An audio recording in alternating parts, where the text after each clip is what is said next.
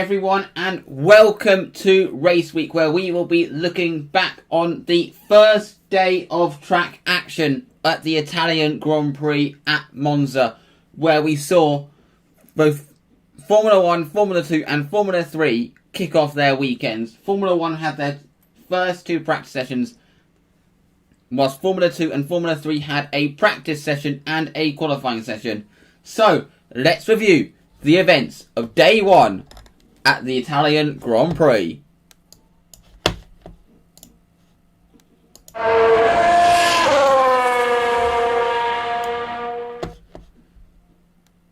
So, taking a look at what happened in practice one, it was a fairly interesting session where everyone kind of spent the time dialing in, but there are a few mistakes. Early on, Max Verstappen went off at Ascari into the wall, and he lost his front wing. He did manage to bring his car back to the pits and get going again in the end.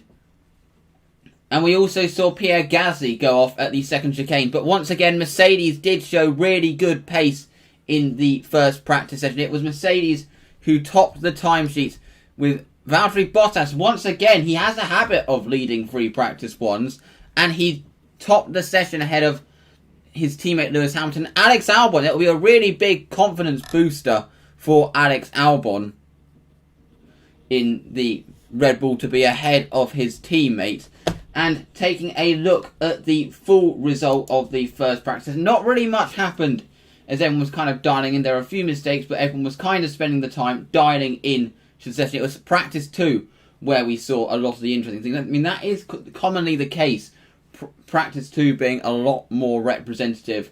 Danny Kvyat set a really solid time to start with, being 4th fastest, ahead of Max Verstappen and Pierre Gasly in 6th. Sergio Perez was in 7th, ahead of Lando Norris in 8th. Daniel Ricciardo was in 9th, with Carlos Sainz in 10th. Obviously, Ferrari are expecting a bit of a tough weekend, with Charles Leclerc in 11th. Then you had Esteban Ocon in 12th. We had Lance Stroll in 13th, Romain Grosjean in 14th, Kevin Magnussen in 15th. Then you had Antonio Giovinazzi, Kimi Raikkonen, Roy Nissany in the Williams, driving in free practice 1. Had a pretty good morning in the Williams car to be in 18th fast, ahead of his teammate and ahead of Sebastian Vettel. So that is the result of practice 1. And now let's talk about practice 2, which saw a lot more representative.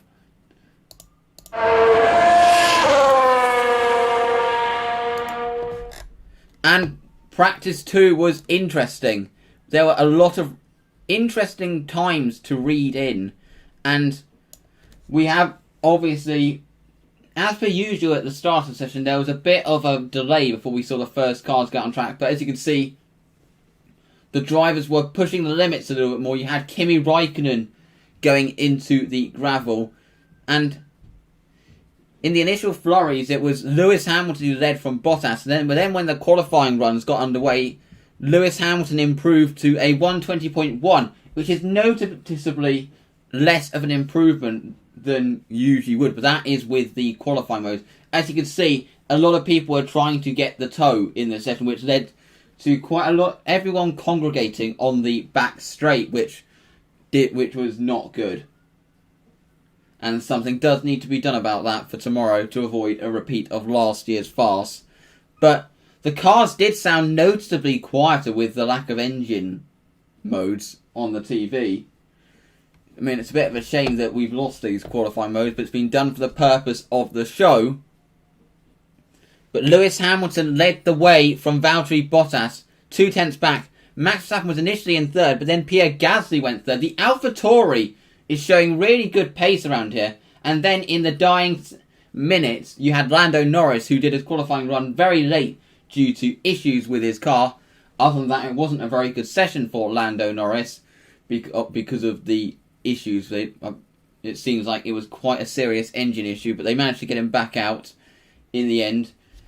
But looking at the full result of practice 2, it was Lewis Hamilton who led the way from Valtteri Bottas. Lando Norris was in 3rd. As I said, the AlphaTauri looking good. Pierre Gasly was 4th fastest, and Danny Kvyat was 7th. Max Verstappen, that would be a bit disappointing for Red Bull to be 5th fastest. Carlos Sainz was 6th fastest, ahead of Danny Kvyat in 7th, as I've just mentioned. Lance Stroll was 8th, ahead of Charles Leclerc. Ferrari not looking as grim. It's not looking as grim for them as Spa, but in the long run pace, they did look kind of similar pace. And both cars had offs at the Lesmo corner. Sebastian Vettel, as you can see on the screen here, had a spin, and then Charles Leclerc almost reenacted that, but he managed to save it and go into the gravel. Sergio Perez was 10th ahead of Esteban Ocon in 11th. Sebastian Vettel was 12th, and also speaking of Ferrari, you can see an AlphaTauri getting past a Ferrari during their long runs. Then you had Giovinazzi. Alex Albon had his lap time deleted due to track limits, as did Daniel Ricciardo. Daniel Ricciardo did initially go into the top 5. Then you have Kevin Magnussen, Kimi Raikkonen, Romain Grosjean, Nicolas Latifi and George Russell. In terms of the long runs, obviously Mercedes looked the fastest out of everyone. Max Verstappen looked to be around 5/10 off, around the 5/10 mark off of Lewis Hamilton in his long run pace on the same tyre. And Valtteri Bottas seemed to be in between the two of them. But AlphaTauri looked quite good on the long runs. They could be showing some good pace.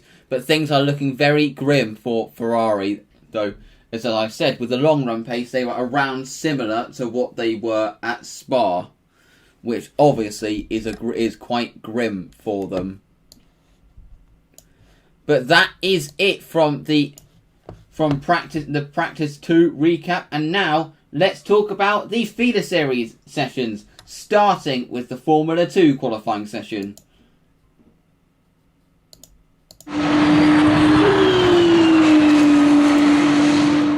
And it was a session that was packed with drama.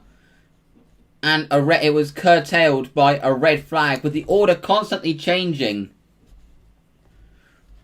Obviously, the track did keep improving throughout, but the order was constantly changing throughout. That is kind of the norm with Monza. You often see quite a random grid at this track. But in the initial flurry of runs, it was Christian Lundgaard who had provisional pole, who looked like he was in command, having provisional pole by 4/10, but then Mick Schumacher managed to get ahead of him and go to the top. But then in the second flurry of runs, as I said earlier on Twitter, it was very close in the first flurry of runs. 7/10 separating 1st to 17th. And that is normal with Monza in a spec series. And then there are a lot of improvements.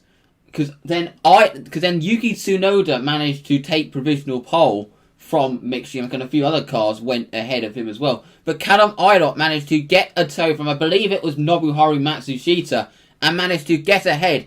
And then the red flags got brought out when Mick Schumacher managed to hit the wall, actually in similar fashion to Verstappen in practice 1, but a bit of a harder hit. And then he could not recover his car. So that brought out the red flag, and no one could improve. And that did cost quite a few drivers, as I'm about to mention. It was Callum Ilott who took pole position ahead of Yuki Tsunoda. Yuki Tsunoda looked like he might be able to get that. He was on a really good second run before the red flag came out. Luca Giotto lines up in 3rd ahead of Christian Lundgaard in 4th. Then Roy Nissany, it has to be said, he has improved a lot recently. 5th place on the grid. Then you have Nikita Mazepin in 6th. Mick Schumacher in 7th. He dropped to 7th after his crash. Then you have Jehan Daruvala in 8th. Louis Delatres in 9th, with Dan Tickton rounding out the top 10. Jury Vitz had a good qualifying to it. They had Drugovic, Matsushita, Sato, Armstrong. And then, by far, the person to be cost the most by that red flag, Robert Schwartzman. He had struggled, and this has happened a lot with him. He struggled for most of qualifying, not being able to get the lap together. And then, looking at the live timing, he was on a reasonable final lap, which should have at least got him higher than 16th on the grid, probably to the top 10 at least. And then the red flag came out, and he wasn't able to improve. Then you have Guan Yu Zhou, Pedro Piquet, Jack Aitken, Giuliano Alesi, Artem Markov, and Guilherme Samaya. Now, an interesting fact, pole position doesn't have a good record in the Formula 2 feature race around here. I believe they actually said on the broadcast that the last 9 feature races in Formula 2 or GP2, the pole sitter hasn't even finished in the top 4.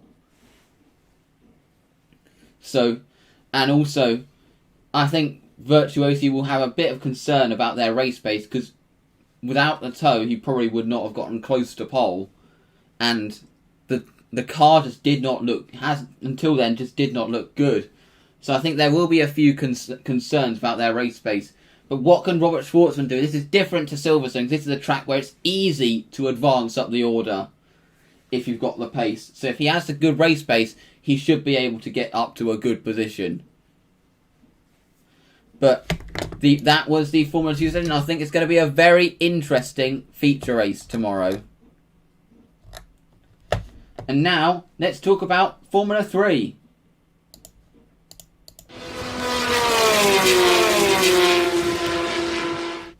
And I have to say, take the order that I'm about to put on screen with a pinch of salt, because there are likely to be, I think there are likely to be a lot of penalties, which at the moment there's been no word of any penalty, but after that farce of a session with the bunching up that there was,